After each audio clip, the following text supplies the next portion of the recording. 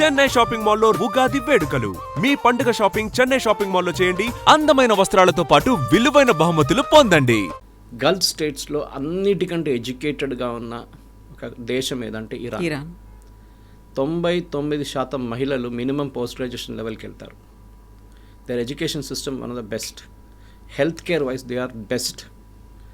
So ఇరాన్లో ఇంత మట్టుకున్న దేశాన్ని వీళ్ళందరూ కలిసి అమెరికా అండ్ బ్రిటన్ కలిసి 1960s, 70sలో మొత్తం ధ్వంసం చేశారు కంప్లీట్గా. అంటే ధ్వంసం అంటే వాళ్ళు కంప్లీట్గా ఎక్స్ప్లాయిట్ చేసుకున్నారు. వాళ్ళ ఒక కాలనీ లాగా వాడుకున్నారు దాన్ని. ఆ కోపం ఉండే దాని తర్వాతనే వాళ్ళు షా ఆఫ్ ఇరాన్ తీసుకొచ్చారు, రిజా పెహ్లవి. ఈ వాజ్ ద కంప్లీట్ ఏం చెప్తారు, రైట్ అంటే రైట్ వెళ్తారు, లెఫ్ట్ అంటే లెఫ్ట్ వెళ్తారు, అట్లాంటి మనిషి. అప్పుడప్పుడు కొంచెం ఆయన నేనే లీడర్ని చూపించడానికి చేశాడు, కానీ ఆయనకు అసలు రైట్ లేకుండే. ఏం చేయాలంటే అమెరికా పర్మిషన్ తీసుకోవాలి, లేకుంటే బ్రిటిష్ పర్మిషన్ తీసుకోవాలి. సో అక్కడున్న ప్రజలకి చాలా మటుకు కోపం వచ్చింది అప్పుడు కూడా. ఎందుకు మా మీద వీళ్ళు ఇప్పుడు ఆలోచించండి, భారతదేశాన్ని 47 వెళ్ళకుండా బ్రిటిష్ వాళ్ళు ఇక్కడే కూర్చుంటే 1960s, 1970s దాకా మనకి ఎంత కోపం వస్తుండే. అప్పుడు మహాత్మా గాంధీ ఎవరు ఉండరు ఆ టైంకి. యంగ్స్టర్స్ చాలామంది ఉంటారు, వాళ్ళకి కోపం వస్తుంది. ఇదేంటి మమ్మల్ని పరిపాలిస్తున్నారు వీళ్ళు అని చెప్పేసి. అక్కడ ఆయిల్ మొత్తం వీళ్ళు ఎక్స్ప్లాయిట్ చేసి తీసుకెళ్తున్నారు. షా ఆఫ్ ఇరాన్ కరెక్ట్ ఒక మోడర్న్ కింగ్గా ఉండే. మీరు పాత యూనివర్సిటీ ఆఫ్ తెహరాన్ పిక్చర్స్ చూస్తే అమ్మాయిలు మినీ స్కర్ట్స్ వేసుకుని తిరుగుతుండే అక్కడ ఆ టైంలో. మీరు అనుకుంటారు ఇది యూరోప్నా ఇరాన్ అని చెప్పేసి. కానీ ఆ కోపం ఉంది చూడండి కవిత గారు, చాలా మటుకు ఇరానియన్స్ వాళ్ళ లోపల ఉంచుకున్నారు. మా మీద చేసిన అత్యాచారాలు మేము ఎప్పుడు మర్చిపోము. ఇట్లాంటి ఒక డిక్టేటర్ని తీసుకొచ్చి పెహ్లవీని కూర్చోబెట్టారు ఇక్కడ. And he was very ruthless. And అదే టైంలో అయతోలా ఖొమేనీ వాళ్ళ ఇరాన్లో one of the holiest sites Qom అంటాం దాన్ని, QOM. And they are Shiites, మర్చిపోకూడదు మనం. దిస్ చాలా మటుకు డిఫరెన్స్ ఏంటంటే ఎంటైర్ గల్ఫ్లో అన్నిటికంటే పెద్ద షియా ప్రెసెన్స్ అనేది ఇరాన్. చాలా పవర్ఫుల్గా అక్కడ ఉంది. ఇరాన్లోనే మనం Pakistan is a Sunni nation, Saudi Arabia Sunni, మిగతా అందరు సున్నీలే ఉంటారు, చిన్న చిన్న పాకెట్స్. కానీ major Shia regime is in Iran. మన దగ్గర హైదరాబాద్లో ఉన్న పాపులేషన్ చాలా మటుకు షియా పాపులేషన్, ఎందుకంటే వీళ్ళందరూ పర్షియా నుంచి వచ్చారు అప్పుడు. సో ఇది నేను హిస్టరీ ఎందుకు ఇస్తున్నా అంటే మీరు అడగవచ్చు ఎందుకు ఇంత కోపం అనేది. ఖొమేనీ అప్పుడు ఆ టైంలో ఈ was a small cleric Qom నుంచి. ఇన్ఫ్యాక్ట్ ఖమ్నీ కూడా అక్కడి నుంచి వచ్చారు. సో ఆయన రిలీజియస్ ఎడ్యుకేషన్ తీసుకొని ఇట్లానే అక్కడ ప్రచారాలు చేస్తున్న టైంలో అక్కడున్న ప్రజలకి చాలా మటుకు లోపల నుంచి కోపం ఉండే. అండ్ షా ఆఫ్ ఇరాన్ కూడా చాలా డిక్టేటర్గా అయిపోయాడు కంప్లీట్గా. పొలిటికల్ ఒపోనెంట్స్ని వైప్అవుట్ చేయడము. ఈ మేదేవ్ అని చెప్పి వాళ్ళ ఫార్మర్ ప్రైమ్ మినిస్టర్ని తీసుకెళ్ళి జైల్లో వేసేసారు. సో ప్రజలకు అక్కడ చాలా కోపం. ఒక లీడర్ దొరకలేదు వాళ్ళకి. సడన్గా ఖొమేనీ దొరికారు వాళ్ళకి. సో షా ఏం చేశారంటే ఇమ్మీడియట్లీ ఆయన బ్యాన్ చేసేసి ఇరాక్కి పంపించేశారు. ఇరాక్లో ఉన్నారు ఆయన చాలా సంవత్సరాలు. దాని తర్వాత అక్కడి నుంచి ఫ్రాన్స్కి వెళ్ళారు. ఇరాక్ కూడా ప్రాబ్లం అయింది. ఇరాక్ ఆయన అక్కడ మొదలు పెట్టాడు మళ్ళీ ఇరానియన్ రెజీమ్ని టాపల్ చేయాలి అది ఇది అని చెప్పి ప్రొటెస్ట్ చేయడం అంతా. సో అక్కడి నుంచి ఫ్రాన్స్కి పంపించారు. ఫ్రాన్స్ అనుకున్నారు, ఇలా అనుకున్న ఫ్రాన్స్కి వెళ్తే అక్కడ ఉన్న గవర్నమెంట్ చాలా మంచి కంట్రోల్ చేసుకుంటారంటే అక్కడ కూడా ఇదే ప్రాబ్లం వచ్చింది. ఆయన ఉండే చోట అక్కడ ఫ్రాన్స్లో became a small Iran by it self. అంతమంది లక్షలాది మంది ఆయన కలవడానికి వస్తుండే అక్కడ. దాని తర్వాతనే షా ఆఫ్ ఇరాన్ వ్యతిరేకంగా ప్రొటెస్ట్ మొదలైంది. ఒకటి ఆయన చేస్తున్న తప్పులు, చాలా మటుకు చాలా ఒపోనెంట్స్ని జైలు వేయడము, టార్చర్ చేయడము, కంప్లీట్ ఒక డిక్టేటర్ అయిపోయాడు. ఆయనకి క్యాన్సర్ కూడా ఉండే టైంలో. అండ్ ఫ్రీక్వెంట్లీ ట్రీట్మెంట్కి వెళ్తుండే ఈజిప్ట్కి కానీ సౌదీ అరేబియాకి కానీ. ఆ టైంలోనే మళ్ళీ ఖొమేనీ తిరిగి వచ్చారు. అక్కడ స్ట్రీట్ ప్రొటెస్ట్ మొదలైంది, చాలా పెద్ద street protest. I'm talking of 70s నా. అండ్ షా ఆఫ్ ఇరాన్ రాత్రికి పారిపోయాడు అక్కడి నుంచి. And Khomeini took over as a leader. Khomeini చాలా సంవత్సరాలు పరిపాలించారు. దాని తర్వాత ఖమ్నీ వర్సెస్ ఆబ్వియస్లీ ఇప్పుడు చనిపోయిన ఆయన వర్సెస్ లీడర్. ఈయన కూడా చాలా సంవత్సరాలు 40 సంవత్సరాలు ఆల్మోస్ట్ ఈ was ruling Iran with very very strict, almost ఒక డిక్టేటర్ అని చెప్పచ్చు. కానీ డిఫరెన్స్ ఏంటంటే షా ఆఫ్ ఇరాన్ టైంలో ఇరాన్ వాజ్ వెరీ మోడర్న్. వీళ్ళ పరిపాలన ఖొమేనీ అండ్ ఖమ్నీ టైంలో కంప్లీట్గా ఒక షరియా లెడ్ స్టేట్, ఇస్లామిక్ రిపబ్లిక్గా మారిపోయారు.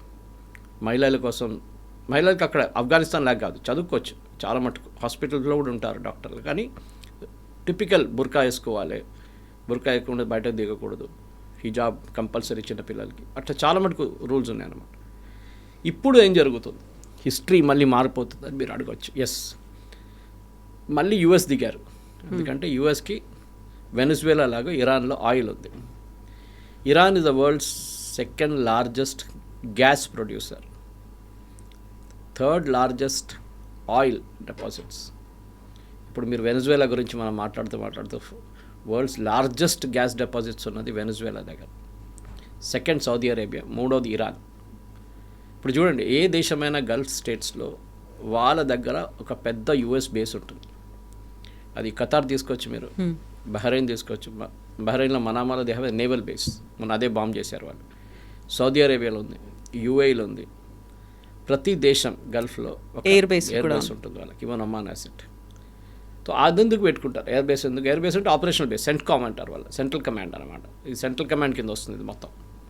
ఈ సెంట్కామ్ అనేది చాలా పవర్ఫుల్ యుఎస్ ఆర్మీలో. పెసిఫిక్ కమాండ్ కింద లేదు, అథారిటీ ఏం లేదు. జాయింట్ చీఫ్ ఆఫ్ స్టాఫ్ తర్వాత వాళ్ళది అన్నిటికంటే senior most of arm forces officer is in the CENTCOM. Middle east, Africa మొత్తం సెంట్కామ్ చూసుకుంటుంది, ఇండియన్ ఓషన్ వైపు కూడా.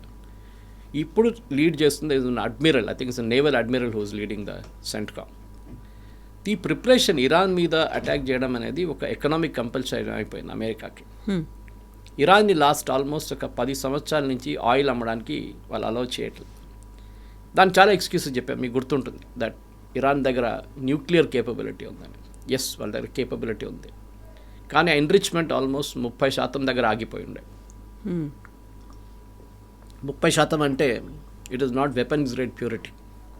మీరు వెపన్ గ్రేడ్ ప్యూరిటీకి రావాలంటే 30-40% మీరు న్యూక్లియర్ రియాక్టర్ నడిపించుకోవచ్చు. 60% రాగానే అమెరికాలో అలారం బెల్స్ మొదలైంది. That we're getting close to the 70-75 రాగానే it becomes weapon grade uranium. ఇప్పుడు మన దగ్గర ఉంది, పాకిస్తాన్ దగ్గర ఉంది, అంతా వెపన్స్ గ్రేడ్ యురేనియం తయారు చేయాలంటే 80% దాకా వెళ్ళాల్సి వస్తుంది ప్యూరిటీ. దానికి కావాల్సిన సెంట్రిఫ్యూజ్ అంటారు, మనం కాలేజీలో చదువుకున్నప్పుడు సెంట్రిఫ్యూజ్ యూజ్ చేస్తుండే మనం. ఆ సెంట్రిఫ్యూజ్ చాలా కాంప్లెక్స్ టెక్నాలజీ, అది మనం యూజ్ చేసి చాలా సింపుల్ ఉండే ఆ టైంలో.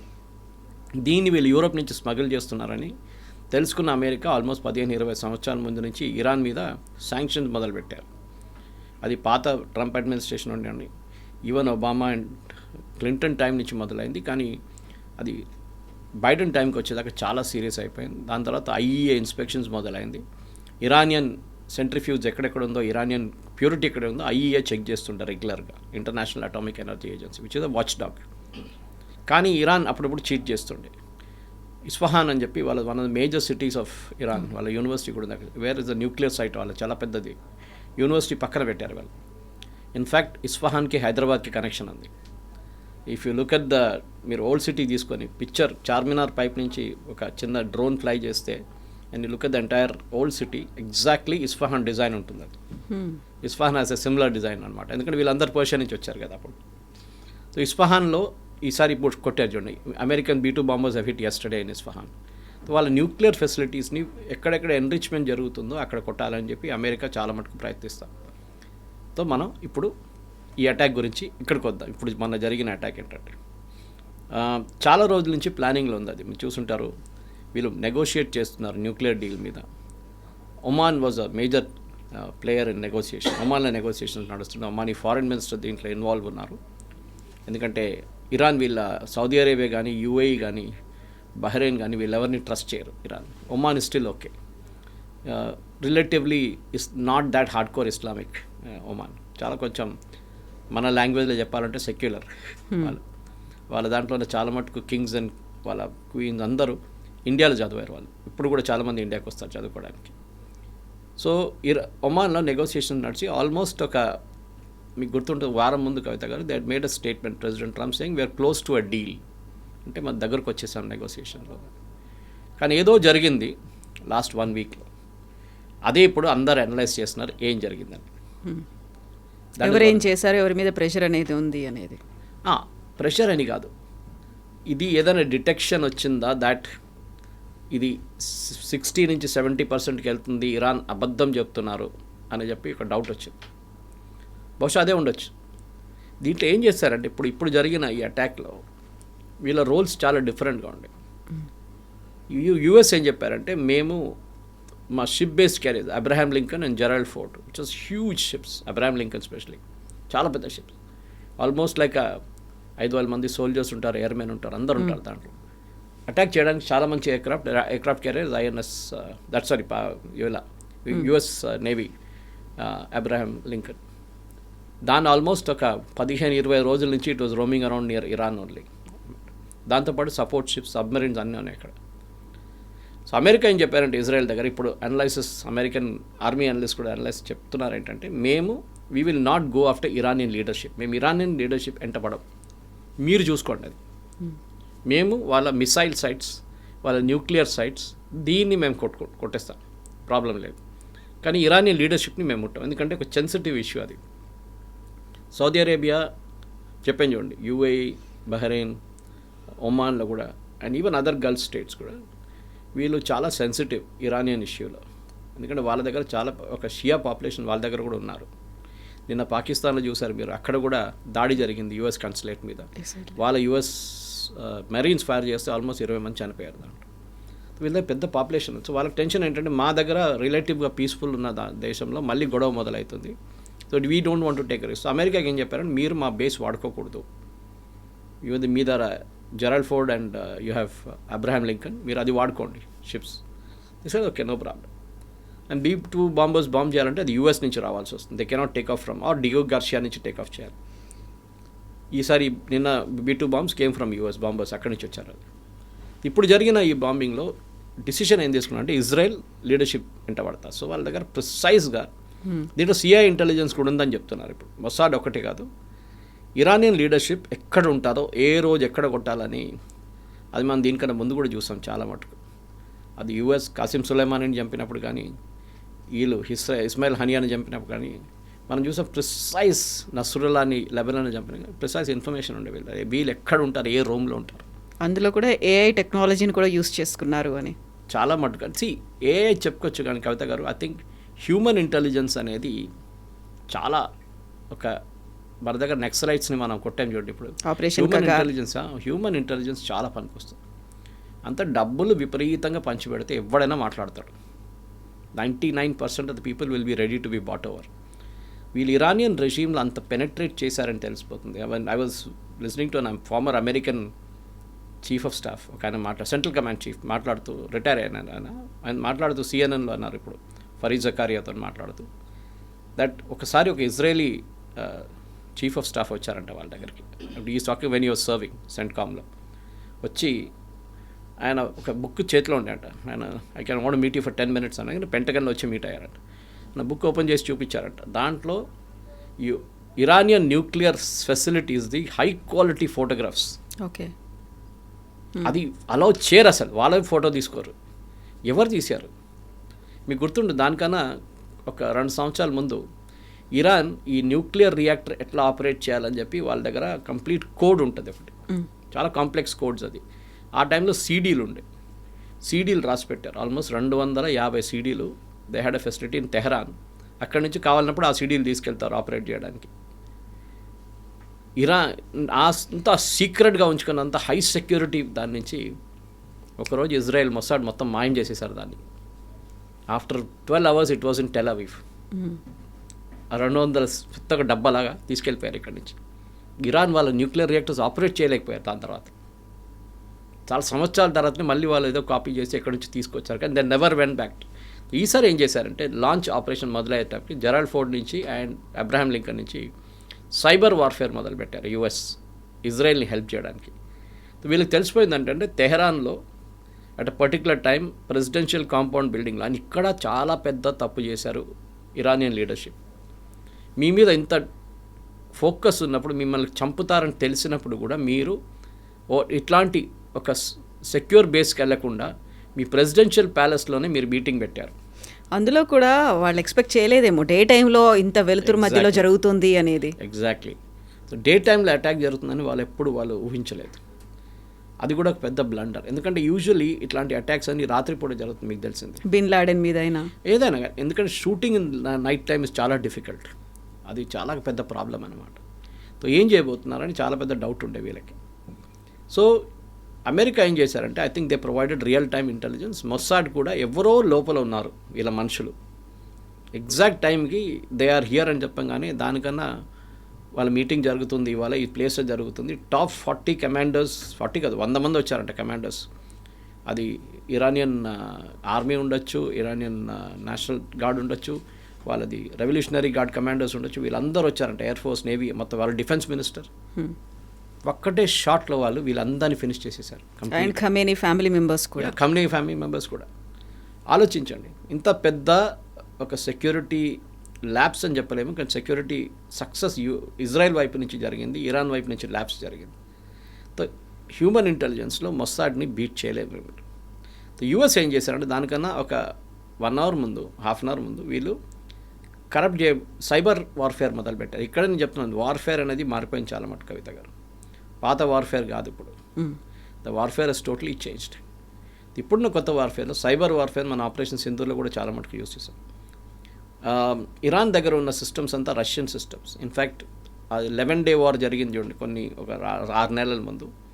అప్పుడు వాళ్ళు రష్యా నుంచి కొనుక్కున్న S-300ని మొత్తం ధ్వంసం చేశారు ఇజ్రాయెల్.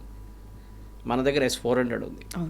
సో అంత professional army and air force ఉన్న ఇజ్రాయెల్ డెఫినెట్గా కంప్లీట్గా వీళ్ళ ఇరాన్ లీడర్షిప్ని కొట్టొచ్చని వాళ్ళకి తెలుసు. కానీ దానికన్నా ముందు అక్కడ ఉన్న ఎయిర్ డిఫెన్స్ సిస్టమ్స్ని డిసేబుల్ చేయాల్సి వస్తుంది. అది యూఎస్ చేశారు ఆ పని అంతా.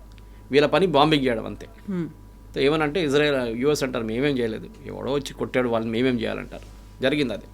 కానీ చూడండి, ఆ న్యూస్ చనిపోయారని చెప్పి ఆ న్యూస్ కమ్నే న్యూస్ వచ్చినప్పుడు ఫస్ట్ నెటన్యాహు చెప్పిన నిమిషాల్లోనే Trump also made the announcement. So definitely వాళ్ళు ఇన్ ట్యాండమ్ వాళ్ళు పనిచేస్తున్నారు, దాంట్లో డౌట్ లేదు. కానీ ఇట్లాంటి డే టైమ్ అటాక్ మీరు చెప్పినట్టు చాలా చాలా రేర్ జరగడం. అది ఎట్లా జరిగిందో ఎవరికి తెలియదు. పాసిబ్లీ ఇజ్రాయెల్కి చాలా మటుకు కాన్ఫిడెన్స్ ఉండే దట్ వీళ్ళు ఓవర్ కాన్ఫిడెంట్గా ఉన్నారు ఇరానియన్ లీడర్షిప్. రాత్రిపూటే వీళ్ళు అటాక్ చేస్తారు, రాత్రిపూట మనం మీట్ కాకూడదు, morning time we can meet అని. అదే జరిగిన పెద్ద తప్పు. కానీ ఇది నెక్స్ట్ స్టెప్ ఏంటనేది దాని తర్వాత మనం చూసాం. వీళ్ళు దివాళీ పటాకాలు కాల్చినట్టు ఎక్కడ కావాలంటే అక్కడ కాల్చుకున్నారు. ఏ డైరెక్షన్ చూస్తే అక్కడ కొట్టారు వీళ్ళు.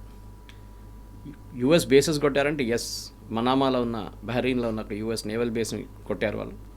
ఖతార్లో ఉన్న దీనికన్నా ముందు కూడా ఒకసారి బాంబ్ చేశారు, కానీ ఈసారి అటాక్ వాజ్ డెలిబరేట్ ఖతార్. కానీ Dubai was the most surprising thing. నాకు అదే అర్థం కావట్లేదు దుబాయ్ ఎట్లా వచ్చింది దీంట్లో అని. ఎందుకంటే దుబాయ్లో మీకు కొట్టాల్సిన టార్గెట్ ఏది? వాళ్ళ దగ్గర ఆయిల్ ఫీల్డ్స్ లేవు, డిఫెన్స్ చాలా ఎక్కడో ఉంది, అది not even Abu Dhabi or Dubai. ఎందుకు కొట్టారంటే వాళ్ళు basically Dubai is a transit point for aircraft. Complete world లోకంలో one of the busiest airport Dubai airport. అక్కడ మీరు ఆ ఎయిర్పోర్ట్ని కొడితే లోకంలో ఉన్న మొత్తం ఏవియేషన్ సెక్టర్ దెబ్బతింటుంది. People cannot move except military aircraft. ఏ ఎయిర్క్రాఫ్ట్ టేక్ ఆఫ్ చేయదు, ల్యాండ్ చేయదు. ఆలోచించండి, ఇవాళ పొద్దున స్టేట్మెంట్ ఉండే దుబాయ్ కింగ్ ప్రెసిడెంట్ దట్ 20,000 మంది ప్యాసింజర్స్ అక్కడ చిక్కపోయి ఉన్నారు, వాళ్ళ ఇదంతా మేము చూసుకుంటాం, వాళ్ళు ఈవెన్ బహ్రెయిన్లో మా daughter and my son in law is trapped. వాళ్ళు కైరోకి వెళ్తూ they got caught in Bahrain. 2 hours lay off ఉంటాయి, హైదరాబాద్ బహ్రెయిన్ కైరో. వాళ్ళని కూడా అక్కడ ఉన్న గల్ఫ్ ఎయిర్ వాళ్ళు they taken them to good hotel. చాలామంది ప్యాసింజర్స్ని అక్కడే ఉంటారు ఇప్పుడు దాకా, ఎయిర్పోర్ట్ ఓపెన్ అయ్యేదాకా వాళ్ళని చూసుకుంటారు వాళ్ళని అక్కడ. ద ఎకనామిక్ డిస్ట్రప్షన్ అనేది చాలా పెద్ద దుబాయ్ మీద. Dubai is a tourist destination. Safe అనుకున్నారు. ఒక్క రోజు 2 రోజులు బంద్ చేయడం అంటే దుబాయ్ ఇట్లా వాళ్ళ ఎకానమీ పోతుంది కంప్లీట్గా. బికాజ్ వాళ్ళకి ఆయిల్ లేదు, they depend only on trading and tourism. So economic impact అది ఉండే. వెరస్ వీళ్ళ మీద దాడి చేయడం అనేది ఖతార్ మీద బేస్, యుఎస్ ఎయిర్ ఫోర్స్ బేస్ని కొట్టారు, 3 మంది చనిపోయారు కూడా అక్కడ మనకు తెలిసింది. సెంట్కామ్ అనౌన్స్ చేశారు 50 కాదు 5 మందికి గాయాలు అయినాయి చాలా సీరియస్గా అని చెప్పేసి, 50 మంది ఇంజర్డ్ ఉన్నారు. కానీ ఇరాన్ దగ్గర ఇంకన్ని మిసైల్స్ ఉన్నాయి. దీనికన్నా ముందు 11 day వార్లో Kavitha garu one of the reasons వీరు ఆ వార్ ఆపిందంటున్నారు యుఎస్ అండ్ ఇరాన్. ఎందుకంటే ఇరాన్ దగ్గర మిసైల్స్ అయిపోతున్నాయి, యుఎస్కి డౌట్ ఉండే ఇజ్రాయెల్ దగ్గర ఐరన్ డోమ్లో ఇంకెన్ని మిసైల్స్ ఉన్నాయి కౌంటర్ చేయడానికి. ప్రొడక్షన్ అంతా చాలా మటుకు ఆగిపోయి ఉండే ఆ టైంలో యుఎస్లో కూడా. సో పేట్రియట్ కానీ డేవిడ్ స్లింగ్ కానీ ఐరన్ డోమ్లో యూజ్ చేయాల్సిన కౌంటర్ మిసైల్స్ తగ్గింది. సో దానికోసం చూసుంటారు మీరు ఆ టైంలో కూడా 2-3 మిసైల్స్ వెళ్ళి బెన్గూరియన్ ఎయిర్పోర్ట్లో కొట్టింది, ఒకటి కాంప్లెక్స్లో కొట్టారు హైఫా దగ్గర. ఇక్కడ చాలా నష్టాలు జరిగినాయి దాంట్లో.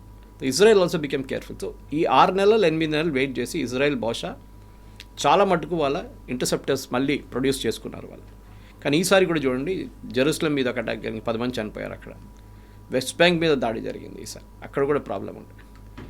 కానీ అన్నిటికంటే పెద్ద ప్రాబ్లం ఇప్పుడు రాబోతుంది వాట్ నెక్స్ట్. అనేది. ఎగ్జాక్ట్లీ. స్ట్రైట్ ఆఫ్ హార్మూజ్ని మూసేసిన తర్వాత భారతదేశం మీద విపరీతమైనటువంటి ఇంపాక్ట్ ఉండబోతోంది. అక్కడ నుంచి ఆయిల్ అండ్ న్యాచురల్ గ్యాసెస్ మన దగ్గరికి రావు, క్రైసిస్ అనేది వస్తుంది, ఇక్కడ విపరీతమైనటువంటి ధరలు పెరిగిపోతాయి అనేది, ఇదంతా నిజమేనా? ఎప్పుడైనా మనం ఆయిల్ రిజర్వ్స్ రేపటికి ఎల్లుండికి మనం పెట్టుకోం.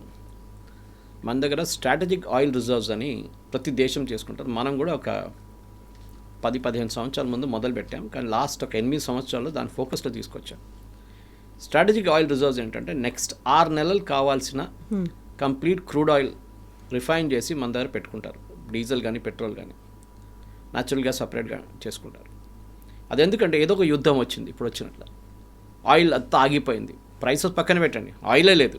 మీకు స్ట్రైట్ ఆఫ్ హార్మూజ్ క్లోజ్ చేసి రెడ్ సీ క్లోజ్ చేసి మీరు ఆయిల్ ఎక్కడి నుంచి తీసుకొస్తారు? ఇది ప్రాబ్లం. ఎందుకంటే ఆల్మోస్ట్ 20% ఆయిల్ ఆ రూట్ నుంచి ఫ్లో అవుతుంది. మీరు అది ఆపేస్తే చోక్ పాయింట్ లాగా అయిపోతుంది అది కంప్లీట్గా. ఒకవైపు యమన్, ఒకవైపు సౌదీ అరేబియా, ఒకవైపు ఇరాన్. కంప్లీట్ వాళ్ళ ఆయిల్ రిసోర్సెస్ ఇరాన్ది, సౌదీ అరేబియాది ఆగిపోతుంది, గ్యాస్ ఆగిపోతుంది. అట్లాంటి పరిస్థితుల్లో మనం ఏం చేస్తామంటే మన దగ్గర స్ట్రాటజిక్ ఆయిల్ రిజర్వ్స్ ఉన్నాయి. మీరు ఎగ్జాంపుల్ చెప్పాలంటే మీకు మన ఇంట్లో సంప్ ఉంటుంది, నీళ్ళ సంప్. అది ఎంత ఉంటుంది? ఒక 1000 లీటర్స్ 2000 లీటర్స్ ఉంటుంది బహుశా మ్యాక్సిమం. అది మున్సిపల్ నీళ్ళు యూజువల్లీ దాంట్లో ఫిల్ చేసుకుంటారు, కావాల్సినట్టు పంప్ చేసుకుంటారు పైకి ట్యాంక్కి. నా ఇమాజిన్ అట్లాంటిది లక్ష లీటర్లో, మిలియన్స్ అండ్ మిలియన్స్ ఆఫ్ లీటర్స్లో అండర్ గ్రౌండ్ ట్యాంక్స్ క్రియేట్ చేసాం మనం. అంత స్టోరేజ్ కెపాసిటీతో. సో విశాఖపట్నం, గోవా దగ్గర ఎక్కడ ఉంది చెప్పట్లేదు ఎక్కడని, there is one near Cochin or Mangalore. ఇట్లాంటి స్ట్రాటజిక్ ఆయిల్ రిజర్వ్స్ మనం డెవలప్ చేసుకున్నాం. దాంట్లో మనం ఆయిల్ ప్రైసెస్ తగ్గినప్పుడు మనం దాన్ని రీఫైన్ చేసి దాంట్లో ఫిల్ చేసుకుంటాం. మళ్ళీ ఆయిల్ ప్రైసెస్ పెరిగినప్పుడు ఆ యూజ్ చేసుకుంటాం. మళ్ళీ ఆయిల్ ప్రైసెస్ తగ్గింది, మళ్ళీ మనం రిఫైన్ చేసి ఫిల్. ఏదో ఒక రోజు యుద్ధం జరిగితే ఆయిల్ ఆగిపోతే ఇది we can use it reserve. So మనకి నెక్స్ట్ 6 monthsకి ప్రాబ్లం ఏమి ఉండదు. నా అంచనా ప్రకారం ప్రెసిడెంట్ ట్రంప్ వెనిజువేలన్ ఆయిల్ మనకి $40 అమ్ముతారు ఒక బ్యారెల్కి. ఆర్ నేను నిన్న ట్వీట్ చేశాను, ప్రెసిడెంట్ ట్రంప్ ఒక కొత్త థ్రెట్ తీసుకొస్తారు మనకి. We will impose 25% tariff if you don't by Russian oil. మీరు రష్యన్ ఆయిల్ కొనుక్కోకపోతే మేము 50% మీ మీద పెట్టేస్తాం, 20% పెట్టేస్తాం. కొనుక్కోండి రష్యన్ ఆయిల్ ఇమీడియట్లీ, ఎందుకంటే వరల్డ్ ఆయిల్ ప్రైసెస్ తగ్గించాలి. బికాజ్ రష్యా దగ్గరే ఉంది ఆయిల్ చీప్గా. ఇప్పుడు వెనిజువేలన్ ఆయిల్ విస్కాసిటీ కొంచెం ఎక్కువ ఉంటుంది, మీకు ఎక్స్ప్లెయిన్ చేశాను దీనికన్నా. గల్ఫ్ నుంచి ఆయిల్ ఫ్లో కావట్లేదు. నెక్స్ట్ 1 month ఆయిల్ లేదనుకోండి, రష్యన్ ఆయిల్ మార్కెట్లో రావాల్సిందే. ఎవరు తీసుకురావస్తారు? China or India. చైనా వాళ్ళ ఇంటర్నల్ కన్జంప్షన్ వాడుకుంటారు, మనం ఒక 20% మన ఇంటర్నల్ కన్జంప్షన్ వాడుకుని మిగతా 80% రిఫైన్ చేసి అమ్మేసుకుంటాం లోకంకి. సో బహుశా యూఎస్ విల్ కన్ను మూసుకుంటారు కొన్ని రోజులు, మీరు కొనుక్కోండి, మేము చూడట్లేదు, మాకు తెలియదు, మీరు చూడలేదు, మేము కొనలేదు, మాకేం తెలియదు దాని గురించి. బట్ ఇంటర్నేషనల్ ఆయిల్ ప్రైస్ తగ్గుతుంది అప్పుడు. ఇది టెంపరీ. ఇవాళ స్టాక్ మార్కెట్ కూడా పడిపోయింది. As we speak I think 2000 points అంత పడ్డది. ఎక్స్పెక్టెడ్. నికాయ్ పడ్డది. అన్ని stock markets are down. That's not a surprising thing. ఏ యుద్ధం జరిగితే ఇదే కామన్ రిజల్ట్ ఉంటుంది. కానీ ఒక లాంగ్ టర్మ్ గేమ్ ప్లాన్గా కవిత గారు మీరు అడిగిన దాంట్లో ఎస్, ఆయిల్ ప్రైసెస్కి ఇప్పుడు 70 నుంచి 80 ఉన్నాయి. రాత్రికి దాకా అది చాలా హై వెళ్ళింది, మళ్ళీ కింద వచ్చింది, కొంచెం దిగొచ్చింది ఇప్పుడు. ఎందుకంటే ఇఫ్ క్రూడ్ ఆయిల్ ఒక 10% పెరిగితే మన oil bill, import oil bill ఒక $14 billion ఇంక్రీజ్ అవుతుంది, which we can manage.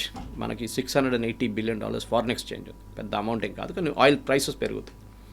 So బహుశా ఏం చేస్తారంటే ఇన్కమింగ్ కస్టమ్స్ డ్యూటీ ఉంటుంది, అది కట్ డౌన్ చేస్తారు గవర్నమెంట్. సో అది తగ్గుతుంది, నార్మల్ ప్రైస్ తగ్గిపోతుంది, we can manage.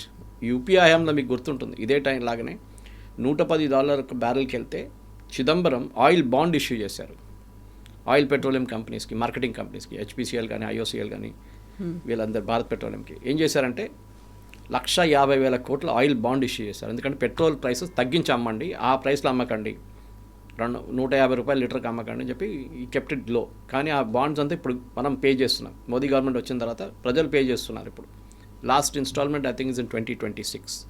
So yes, strait of Hormuz కానివ్వండి, ప్రైసెస్ పెరుగుతుంది, ఆల్రెడీ స్టార్ట్ అయింది, కానీ it won't be a big thing. ఎందుకంటే ఇరాన్ని కంప్లీట్లీ బ్లాక్అవుట్ చేశారు, మీకు గుర్తుంటుంది. వరల్డ్ ఆయిల్ మార్కెట్లో మనం, చైనా వీళ్ళిద్దరూ ఉండే కొన్నట్టు, రష్యన్ ఆయిల్ కూడా అంతే, అండ్ చైనా. ఇప్పుడు ఇరాన్ని మనం విత్డ్రా చేసుకున్నాం ఇప్పుడు ఆయిల్ నుంచి, ఎందుకంటే వాళ్ళ మీద కంప్లీట్ బ్లాక్ లిస్ట్ పెట్టేశారు యూఎస్. ఎవరైనా ఆయిల్ కొంటే ఇరాన్ దగ్గర నుంచి అంతే సంగతి. సో చైనా వాళ్ళు దే ఆర్ నాట్ బాదర్డ్, వాళ్ళు కొనుక్కుంటారు. సో బహుశా వాళ్ళు ఉన్న పరిస్థితుల్లో ఇప్పుడున్న దాంట్లో Iran supplies only 3% of the world's oil, 3%. రేపు రెజీమ్ చేంజ్ జరిగింది అనుకోండి, ఏమవుతుంది? కొత్త రెజీమ్ వస్తే వీళ్ళు ఇంటర్నేషనల్ మార్కెట్లో ఆయిల్ డంప్ చేస్తారు. వెనిజువేలా లాగా టారిఫ్ పడిపోతుంది, $40 వచ్చేస్తుంది. రష్యా బ్యాంక్రప్ట్ అయిపోతారు.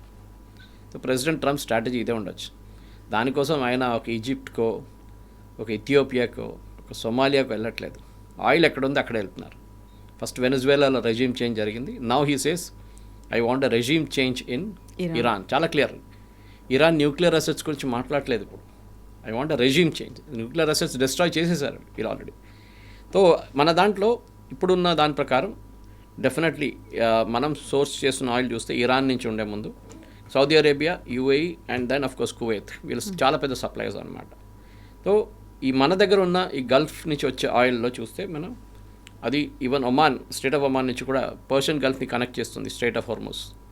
సో అది ఓపెన్ పెట్టాలని చాలా క్రూషియల్. నిన్ననే ఒక ట్యాంకర్ అటాక్ చేశారు. And irony was, Iran attack చేసిన ట్యాంకర్లో 15 మంది ఇరానియన్స్ ఉన్నారు, 10 మంది ఇండియన్స్ ఉన్నారు అదే ట్యాంకర్లో.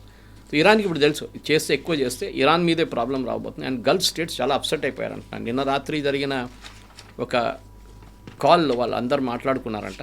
And they gave ultimatum to Iran, మీరు ఈ ఫైరింగ్ స్టాప్ చేయకపోతే, స్టేట్ ఆఫ్ హార్మజ్ మీరు ఓపెన్ పెట్టకపోతే మిమ్మల్ని we will support a regime change in Iran. మా బేసెస్ వాడుకోవడానికి యూఎస్కి పర్మిషన్ ఇస్తాం మేము. అది చాలా పెద్ద మార్పు తీసుకురాబోతుంది అనమాట. దాని నడిమిట్లోనే లెబనాన్ గొడవ మొదలైంది. ఇప్పుడు అది కొత్తగా ఫ్రంట్ ఓపెన్ అయింది. సో లెబనాన్లో మనకు గుర్తుంటుంది, దీనికన్నా ముందు ఈ హమాస్ ఇష్యూ మొదలైనప్పటి నుంచి లెబనాన్ కూడా ఇప్పుడు కాదు, వాళ్ళు ఎప్పుడు ఎన్నో సంవత్సరాల నుంచి హెజ్బుల్లా లెబనాన్లో కూర్చుంటారు. ఒక టెర్రరిస్ట్ గ్రూప్, జస్ట్ లైక్ గాజాలో హమాస్ వాళ్ళ గవర్నమెంట్ కాదు, అది టెర్రరిస్ట్ గ్రూప్ నడిపిస్తున్నారు Gaza. Lebanon was a Christian country. Kavitha garu one time Christian country ఉండే. ఆలోచించండి, మనం ఎప్పుడు ఇండియాని హిందూ కంట్రీ అని చెప్పుకుంటాం, వాళ్ళ క్రిస్టియన్ కంట్రీ ఉండే. కానీ ఈ రెగ్యులర్ ఇస్లామిక్ ఇన్వేషన్స్ వచ్చి అక్కడ ఇప్పుడు లెబనాన్ కంప్లీట్గా ఇస్లామిక్ కంట్రీగా మారిపోయారు.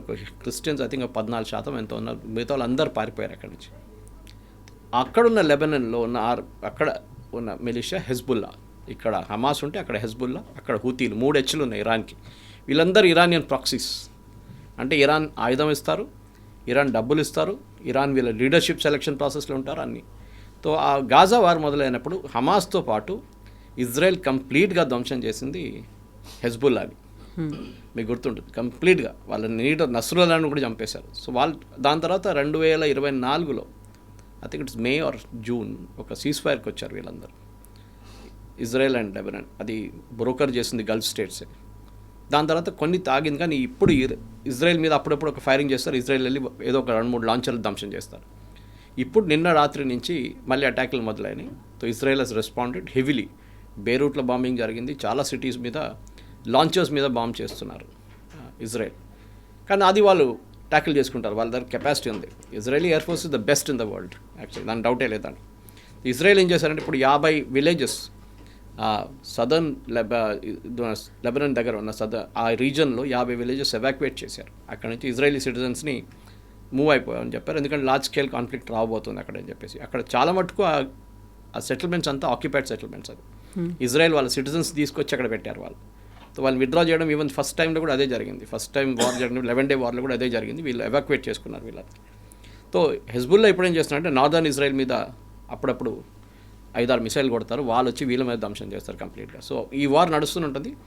బేసిక్లీ అది మిలిటరీ టాక్టిక్ కవిత గారు. ఒక ఆర్మీని డైవర్ట్ చేయాలంటే, అటెన్షన్ డైవర్ట్ చేయాలంటే వాళ్ళని 2-3 ఫ్రంట్స్ ఓపెన్ చేయాలంటారు. ఒక ఫ్రంట్ ఇది, ఇంకో ఫ్రంట్ ఇరాన్ నుంచి వస్తుంది, ఇంకో ఫ్రంట్ హూతీస్ దగ్గర నుంచి వస్తుంది. ఇప్పుడు హమాస్ వాళ్ళైతే ఎక్కువ లొల్లి చేయట్లేదు అక్కడ. ఇట్లాంటి దాన్ని ఇజ్రాయెల్ ఆర్మీని ఆక్యుపైడ్గా పెట్టుకోవడానికి చేస్తున్నారు. సో నిన్న చనిపోయిన దాంట్లో one of the major leaders is Mohammad Raj, parliamentary. అచ్చా, దీనికి ఇంకో తమాషా ఉంది. హెజ్బుల్లాకి ఒక పొలిటికల్ వింగ్ కూడా ఉంది. లెబనీస్ పార్లమెంట్, లెబన్ వాళ్ళ కంట్రీ కాదు, వాళ్ళు వచ్చి కూర్చున్నారు అక్కడ టెర్రరిస్ట్ గ్రూప్గా. ఆ పార్లమెంట్లో వీరికి ఒక సపరేట్ కొంతమంది ఎంపీలు ఉన్నారు, రిప్రజెంటేటివ్స్. దాంట్లో head of that is Mohammad Raj. ఆయన్ని నిన్న బాంబింగ్లో చంపేశారు. సో ఆ లీడర్షిప్ కూడా వైపౌట్ అయిపోయింది అక్కడ. ఇంకా ఎక్కువ రోజులు వాళ్ళు కూడా ఉంటారన్నమాట.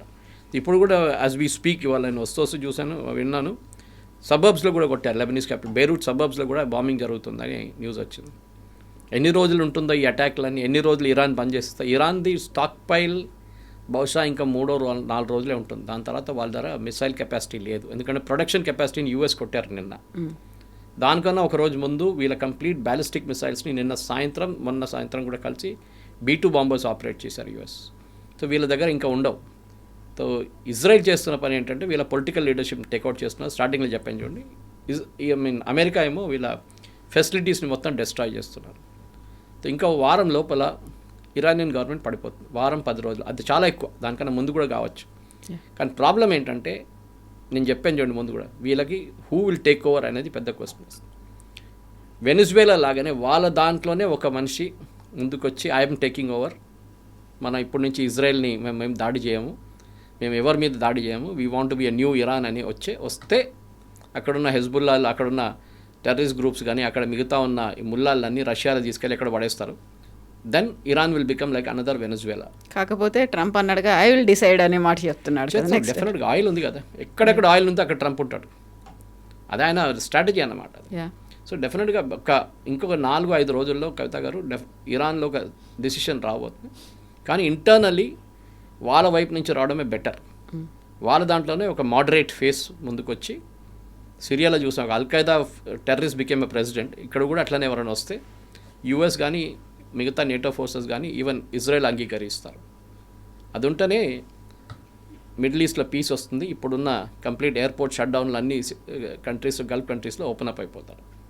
Yes sir, thank you.